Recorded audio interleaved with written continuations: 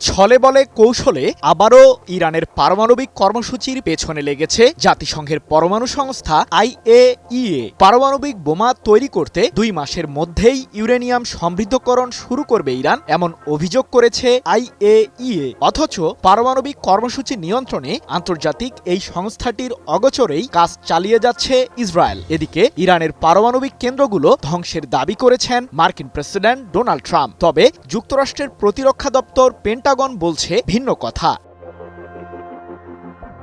13 June গভীর রাতে কালো ছায়া নেমে আসে ইরানের আকাশে। আচমকা ইরানের পারমাণবিক ও সামরিক স্থাপনাগুলোতে বিমান হামলা শুরু করে ইসরায়েল। এতে নতুন করে আরও একটি সংঘাতের সম্মুখীন হয় পুরো মধ্যপ্রাচ্য।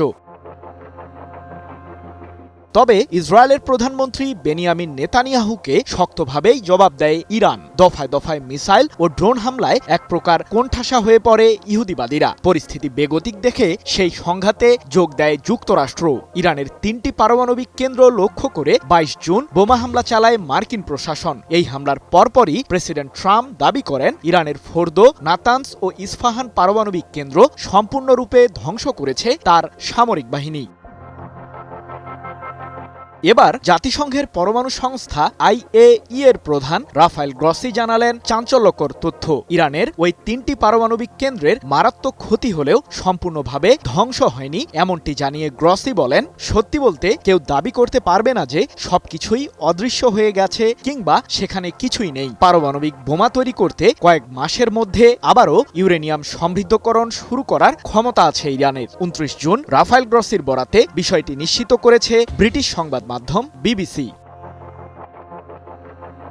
এর আগে মার্কিন প্রতিরক্ষা দপ্তর পেন্টাগন দাবি করে যুক্তরাষ্ট্রের সামরিক বাহিনীর হামলায় ইরানের পারমাণবিক কেন্দ্রগুলোর প্রাথমিক স্তরের ক্ষতি হয়েছে। পেন্টাগনের এমন দাবির পরেই মার্কিন প্রেসিডেন্ট আবারও বলেছেন, ইরান যদি আবারও উদ্বেগজনক মাত্রায় ইউরেনিয়াম সমৃদ্ধ করে তাহলে যুক্তরাষ্ট্র আবারও বোমা হামলা চালাবে।